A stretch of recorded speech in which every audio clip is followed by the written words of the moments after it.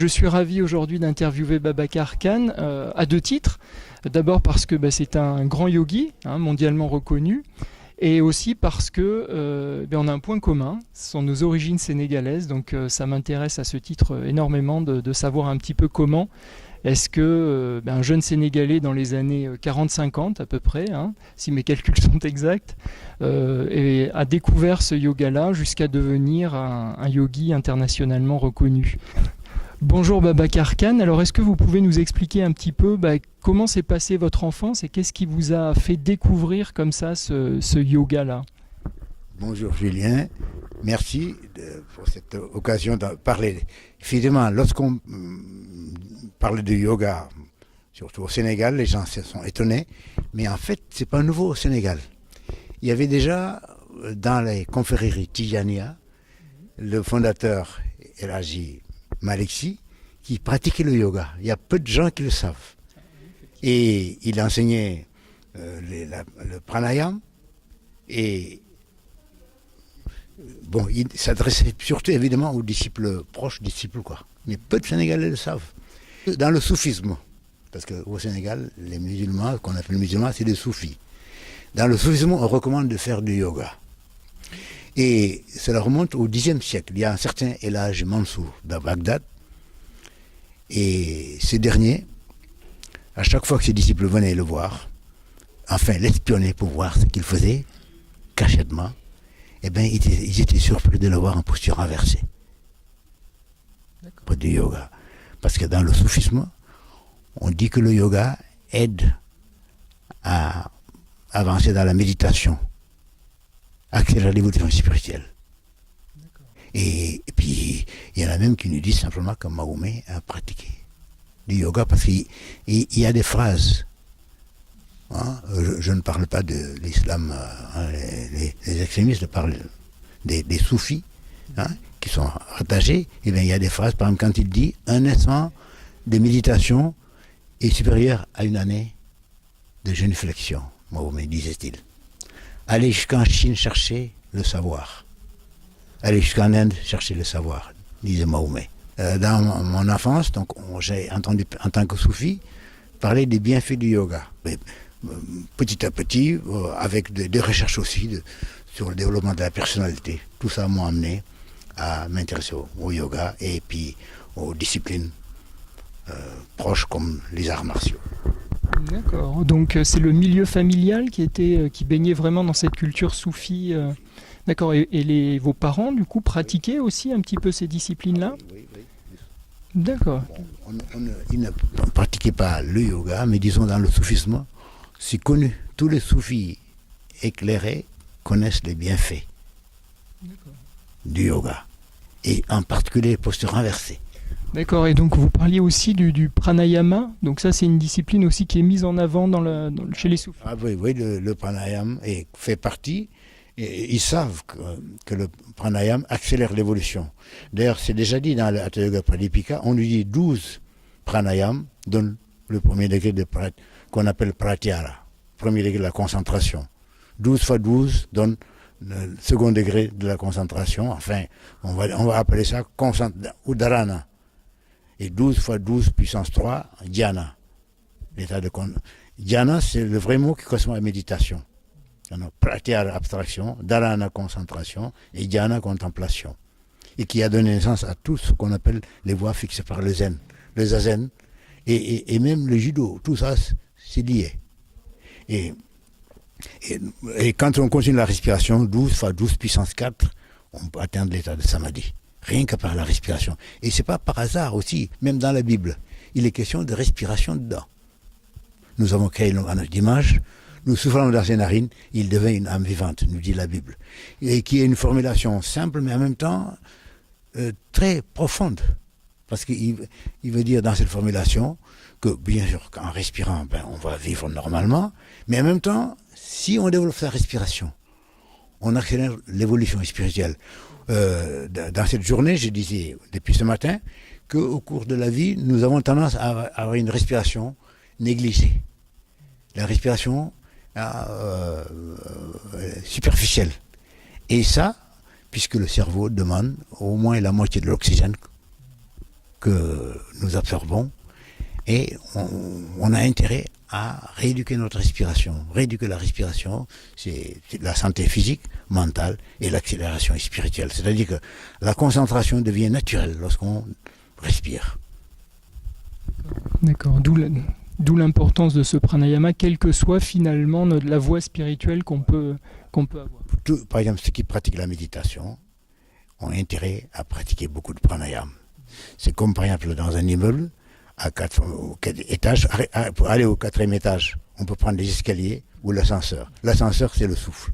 Dans la méditation de pleine conscience, on nous invite aussi à suivre cette respiration, mais à l'observer sans l'influencer. Oui, ça veut dire qu'il y a 2 formes de respiration. Il y a la respiration spontanée, que nous appelons le soham, oui, et puis il y a la respiration volontaire. C'est-à-dire que les 2 sont utiles.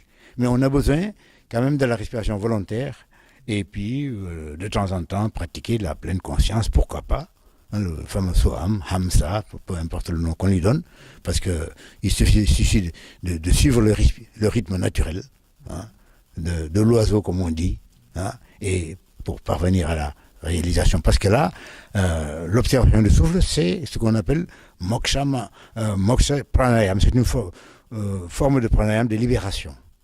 Mais il est bon aussi de ne pas oublier de régénérer le corps, de lui donner le maximum de nourriture, parce que la respiration, c'est la nourriture. Tout ce que nous avons sur Terre, si on regarde à l'origine, ça vient du souffle. C'est pour cela, en Égypte, on appelait la respiration la nourriture des nourritures. La nourriture des nourritures, c'est beau ça, oui. Alors, juste pour revenir, parce que c'est vrai que là on est parti déjà dans des sujets de théorie et de techniques assez avancés, juste pour revenir donc sur cette enfance sénégalaise, donc il y a eu ce contact, cette sensibilisation à travers le soufisme, et après, est-ce que ça n'a pas été trop difficile d'être accompagné dans cette pratique notamment du hatha yoga, de ce yoga un peu... Mais oui, ça dit que c'était pas compris, quoi. On en parle, mais tout le monde n'avait pas bien compris au niveau de la famille, et puis... Les gens croyaient que c'était pour... D'ailleurs, c'est simple, à Dakar, la majeure partie des élèves à l'Institut, 95%, c'était des Occidentaux. Mais après, quand ils ont vu les soufis, les dirigeants du Niger, parce qu'ils sont cultivés, le dernier calife là, Al-Hajj Abdou Zessi, il m'avait demandé, il a suivi des cours avec moi. Parce qu'eux, ils sont cultivés. La masse, la plupart, ils ne savent pas.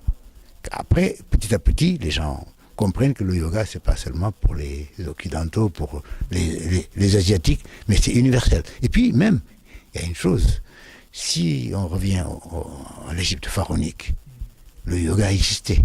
Et même en Guinée-Bissau, les Diola à Djamat, ils disent que le souffle, et c'est l'acte, c'est l'élément central de la vie. Que, dans leur philosophie, ils parlent beaucoup de souffle. Que pour se maîtriser, il faut maîtriser son souffle. Disent les Diola à Djamat, de Guinée-Bissau. Mais là aussi, c'est un vrac, quoi. C'est-à-dire on le retrouve des traces, quoi, mais les populations, les gens n'ont pas fait de recherche poussée. Hein. Nous, notre propos, c'est d'arriver justement à remettre ça en avant et que tout le monde en profite, savoir qu'il y a des trésors là-bas, que le yoga n'est pas nouveau pour l'Afrique et pour l'humanité. D'ailleurs, cette question est bien posée, parce que dans la tradition indienne, on lui dit un jour Shiva. Vous savez, il y a 3 divinités manifestées. Il y a Brahma, Vishnu, Shiva. Shiva, c'est le dieu de la transformation, on dit de la destruction. Mais en fait, le yoga vient de Shiva. Et vous avez, de l'autre côté, Brahma, le créateur, et Vishnu, l'harmonie, quoi, on peut dire en gros. Et un jour, Shiva initiait quelqu'un. Et au cours de l'initiation, il y a eu un intrus qui a tendu l'oreille. Il a entendu tout ce que Shiva disait à l'initié, et secrètement, donc on pourrait dire espionnage industriel, en quelque sorte, aujourd'hui. Et il a pratiqué, il a vu que ça lui faisait du bien, il a continué à pratiquer. Après, il en a parlé à son entourage, et puis finalement, il a diffusé, il a enseigné le yoga. Et à la fin de son temps, il a donné le flambeau à notre être. Mais celui-là, cet intrus n'était rien qu'un poisson. Alors, nous, comme on est formaté par l'image, lorsqu'on dit un poisson, comment un poisson peut faire du yoga? Alors que le yoga, ce n'est pas une question de posture, c'est une question d'état. Et on a dit que ce poisson a vécu son temps, puis à la fin de quand il a fini son temps, il a donné le flambeau à un autre être, une tortue. La tortue aussi, elle est gentille, comme animal, mais comment? Puisque nous, on ne voit que le côté postural. Et on va voir tout à l'heure que tout ça, c'est symbolique. Après, cette tortue a donné le flambeau à un autre être, quand il a fini son temps, qu'on appelle le sanglier. Voilà, c'est le sanglier. Et le sanglier, quand le sanglier a fini son temps, donne le flambeau à l'homme-lion. Et l'homme-lion, au nain. On dit que c'est le nain qui a initié l'humanité. Alors, quand on recule, on regarde ça avec recul, mais ça veut dire quoi? Ça veut dire peut-être que l'homme serait le produit d'une longue évolution. Nous serions descendus de l'animal. Simplement, ça veut dire qu'au niveau de l'ère animale. Et là aussi, on va se poser des questions, mais comment ça? Mais si on réfléchit, regardez quand il y a des tsunamis. Les tsunamis, les animaux le savent. Les poissons, tous les animaux, les oiseaux, ils savent qu'il y a quelque chose de grave qui va arriver. Hein? Et même les vers de terre, il n'y a que nous, avec nos météos, nos technologies, on reste là, on essaie de raisonner. On passe à côté. Même notre chat, notre chien, ils savent, ils viennent miauler ou aboyer, mais nous, dans notre tête, on fait notre cinéma. Hein? Donc, il y a quelque chose. Ça ne veut pas dire que le poisson, il est réalisé, mais il est dans un état qu'on n'a plus, qu'on a perdu au cours de l'évolution. Une forme de connexion. Après, donc l'ère du poisson, on est passé à l'ère des reptiles. C'est la tortue. Après, les premiers mammifères, c'est le sanglier. Et puis l'homme-lion, c'est le premier être qui émerge de l'animal vers l'humanité. Et après arrive ce qu'on appelle le nain. Alors si on dit ça, mais toute l'humanité a connu le yoga dans ses cellules, dans ses gènes. Certains pays l'ont gardé, d'autres l'ont oublié. C'est peut-être le yoga là au sens de justement de l'union, là, de la racine. Voilà. Au départ. Et d'ailleurs, on nous dit dans toutes les traditions que nous avons une âme. L'âme qui vient de Dieu. On l'oublie. Les fameux connais-toi toi-même des Grecs. Ça veut dire on ne se connaît pas. Qui on est? Et ils ont ajouté, et tu connaîtras l'univers, les cieux. C'est-à-dire que tu es déjà potentiellement divin. C'est ça. D'accord. Alors, juste pour, parce que je tiens à mon Afrique, là, juste pour revenir là-dessus, vous parliez de ces débuts un petit peu compliqués où les Sénégalais, les locaux, entre guillemets, avaient peut-être un peu du mal à... Est-ce que ça a changé aujourd'hui? C'est-à-dire, est-ce qu'on a vraiment une ouverture des jeunes Sénégalais à ces disciplines-là ou est-ce que c'est toujours un peu... C'est en bonne voie, surtout avec la journée mondiale du yoga, hein, qui, bon, c'est une manifestation, bon, c'est les postures, mais c'est déjà pas mal. Cette année, il y a eu vraiment près de 2000 personnes qui étaient là. Hein. Je n'ai pas suivi tout de suite, j'étais pas sur place, mais mes jeunes frères qui s'occupent de l'Institut étaient là, qui ont organisé avec l'ambassade de l'Inde. Donc c'est parti. Je pense que le yoga a pris un bon tournant. On a souffert au départ, mais ça vaut la peine d'avoir souffert. Et puis aujourd'hui, s'il y a encore des difficultés, il faut persévérer, continuer. La première expérience que j'ai eue, c'était avec des sportifs. L'équipe nationale de judo du Sénégal, en 1963.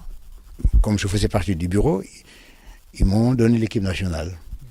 Parce que l'équipe nationale, à l'époque, n'était pas vraiment la meilleure équipe, parce que techniquement, on était la plus faible. Sur 8 éléments, parce que chaque pays participant avait 8 combattants. Et nous, on avait 4 ceintures noires.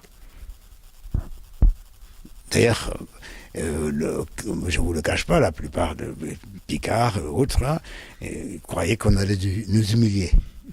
Et en tout cas, moi, quand on m'a demandé de m'en occuper, je m'en suis occupé vraiment de tout cœur. Je n'avais rien à perdre. Évidemment, j'avais encore du temps. Et bon, il y a aussi de la discipline. 10 heures de soir, au lit, hein. Pas de sortir comme ça se passe des fois avec les... Là-bas, j'ai un sportif, dit 10 heures du soir, celui qui ne veut pas, il rentre chez lui parce qu'on est les plus faibles, on ne va pas faire... On est là pour 2 semaines, 3 semaines. Mais après, j'ai dit, après vous ferez la fête. Vous pouvez faire la fête si vous gagnez ou si vous perdez, peu importe. Hein, vous pouvez faire, en tout cas. Et ils ont accepté. Et on a fait un travail sur la gestion du stress. Alors nous, on a mis l'accent sur l'aspect tonique, éveil, mais en même temps gérer le stress. Être dynamique, mais se contrôler, comme ce que recommande la pleine conscience. Et toute la semaine, hein, enfin, on a eu même 2 semaines. Et comme par hasard, ça a bien marché. On a gagné. Sénégal, vous adressez aux anciens du judo, on a gagné. Je pense que le yoga a des atouts vraiment ah oui, absolument. Et en tout cas, c'est le hasard, on dira, mais à chaque fois, toutes ces équipes, on a gagné. J'ai pas perdu. Ça a changé la mentalité, parce qu'il y avait un certain ministre à l'époque. Quand j'avais demandé au début qu'on me donne un poste pour que j'enseigne le yoga au centre national. Il m'a dit, pas du yoga ici. Enseignez ce que vous voulez, gymnastique, anglais, tout ce que vous voulez, mais pas du yoga. Et le même, quand on a gagné, il est venu s'excuser. En disant, vous savez, on ignore. J'ai dit, pourtant le yoga, on a des anciens ici qui connaissent le yoga. Hein, ce qu'on appelle des marabouts. Mais avant, les anciens, c'était des savants. Et justement, par rapport avec un peu de recul comme ça, par rapport à cette discipline du yoga, donc il y a plutôt, en tout cas dans les textes formalisés, des origines orientales. Est-ce que il y a vraiment une synergie assez évidente, hein, avec l'expérience, le recul, entre l'Afrique, un petit peu ce qu'on peut appeler parfois la sagesse africaine, la culture, et cette discipline-là orientale? Ah oui, il y a beaucoup de points communs. Hein. Comme on a parlé de l'Égypte. Mais l'Égypte, si on parle de l'Égypte, en fait, c'est la vitrine. La civilisation égyptienne, c'est la vitrine où on expose tout ce qui se passe en Afrique, sous Asma. Et c'est pour ça, par exemple, les divinités, par exemple, vous regardez, qui veut dire Dieu suprême, on va trouver les mêmes. En Casamance, hein, chez les Sérères, hein, Roxen, hein, c'est en relation avec Ramsès. Hein, et puis vous allez en Casamance, Emitaï. Hein, tout ça, lorsqu'on étudie ça, c'est vraiment proche de la tradition égyptienne. Donc toutes les représentations divines qu'on a, hein, qu'on connaît, mais on a les bases, hein, en Afrique. Mais c'est pas organisé, quoi. Voilà, c'est un vrac. D'ailleurs, lorsque j'ai parlé à Cheikh Anta Diop du yoga en Égypte, il m'a dit c'est vraiment la pièce maîtresse qui manquait pour expliquer la religion égyptienne.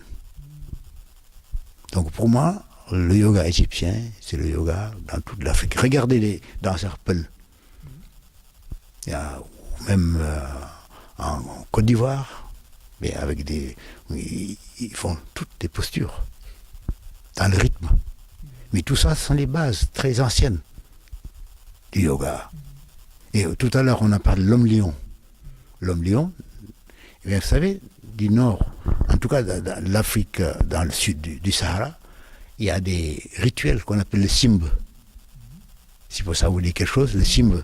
Simb, la racine, c'est le lion, où le chaman se déguise, hein, on le maquille comme un lion. Il entre plus ou moins en transe, donc du sud du Sahara jusqu'en bas. Ce sont des rituels qu'on retrouve. Et ça, c'est en relation avec Narasimha de l'Inde. Ou le premier Adam, si vous voulez.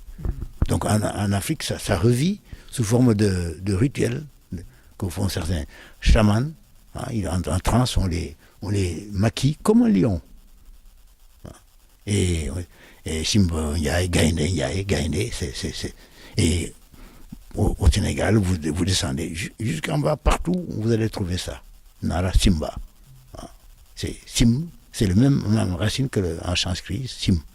Simha, le lion. Et au sein de ce yoga, donc l'aspect méditation. Je suis venu au yoga, c'est d'une manière détournée aussi, parce que j'ai rencontré un maître indien. Le premier m'a enseigné le mantra yoga.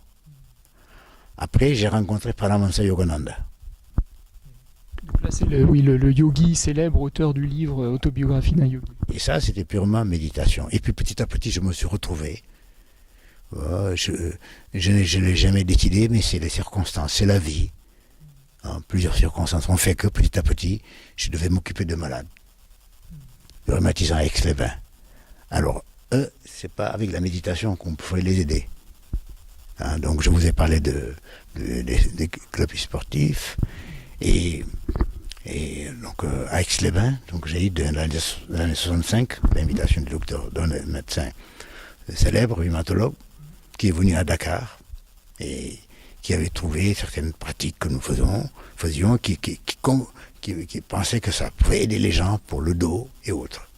Et je suis allé à Aix-les-Bains et petit à petit, en regardant les gens, leurs difficultés, et mon enseignement, petit à petit, a été orienté vers cet aspect-là. Donc d'une dimension plus physique, soignante que méditative et spirituelle. Mais maintenant, je suis en train de revenir à la source. Je donne aussi des séminaires de plus en plus orientés sur la méditation. Oui. Qui effectivement, dans le Raja Yoga, est un peu la finalité avec le Samadhi. Oui, voilà, tout à fait.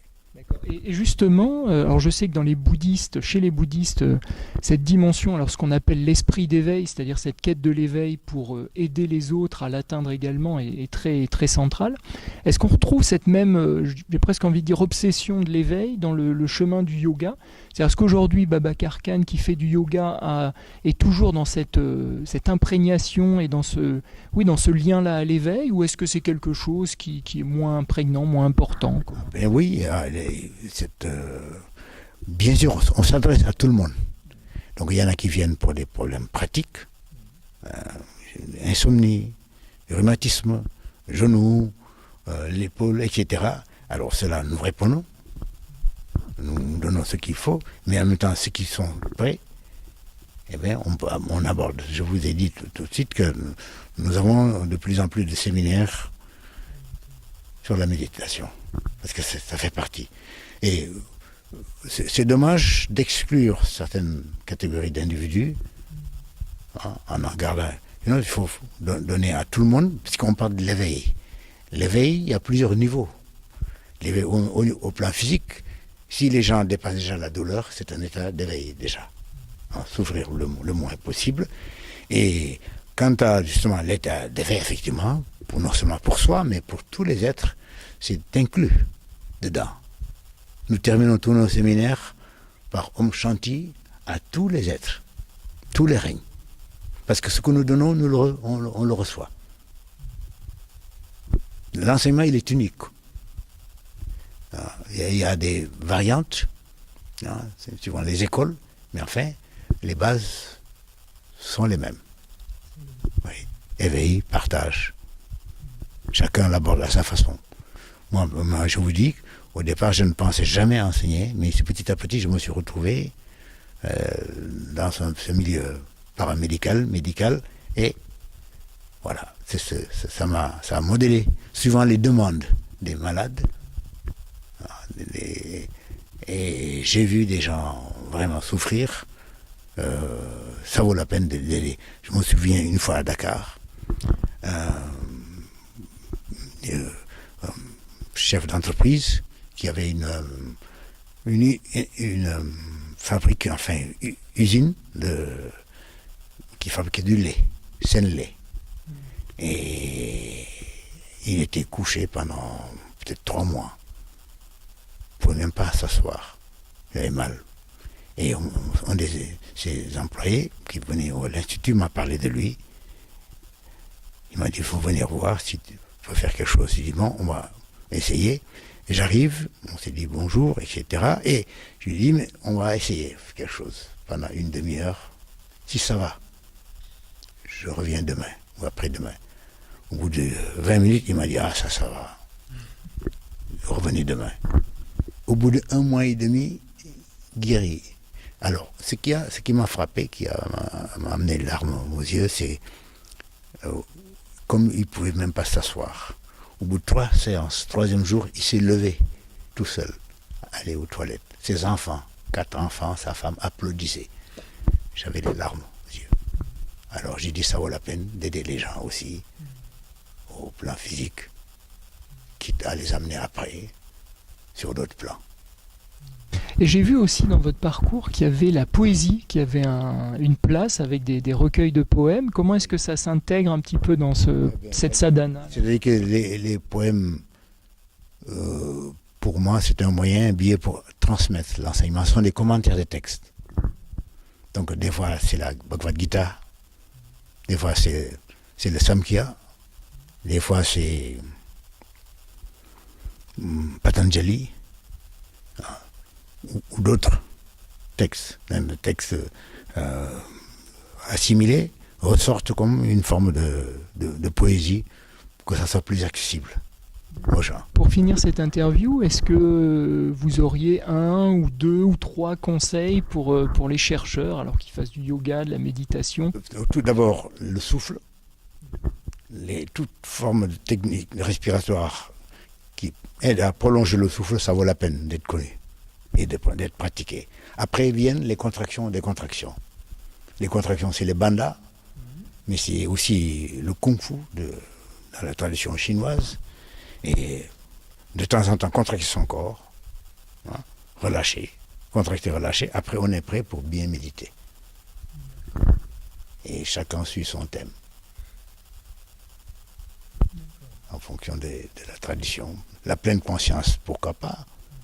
C'est une base très importante. Le Bouddha a parlé des bienfaits de la pleine conscience, mais effectivement, il y a aussi d'autres thèmes.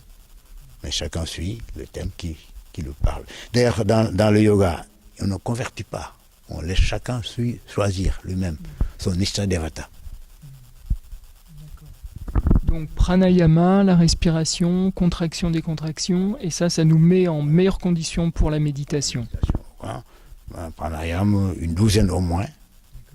Et puis après, contracter, hein, décontracter. Donc, à la place de la contraction, il y aurait des asanas comme Mahamudra qu'on peut recommander, mais le plus simple, c'est contracter. C'est accessible, on peut être sur une chaise, hein, décontracter, contracter, garder 5-10 minutes, hein, et puis relâcher. En hiver, ça permet de lutter contre les rhumes, hein, l'épuisement, et puis voilà, ça nous permet d'être alerte. Parce qu'on sait qu'une cellule qui travaille se maintient mieux. On voit les cosmonautes qui reviennent de l'espace, ils ont des difficultés d'adaptation parce que leurs cellules n'ont pas beaucoup travaillé dans l'espace. Et donc tout ce qui est contraction, décontraction va aider. Voilà. Ça permet de garder l'ensemble du corps mobilisé. On peut résumer notre pratique à ça. Hein. Ça va plus loin, mais disons, si on veut résumer, donner de petits conseils, hein, voilà. Eh ben super, merci beaucoup Babacar Khan pour cet échange, merci. Et puis donc pour ceux qui souhaitent aller plus loin, hein, il y a de nombreuses propositions qui sont faites et je mettrai des liens vers l'Institut international de yoga. Merci encore, au revoir. Bonne continuation. Merci.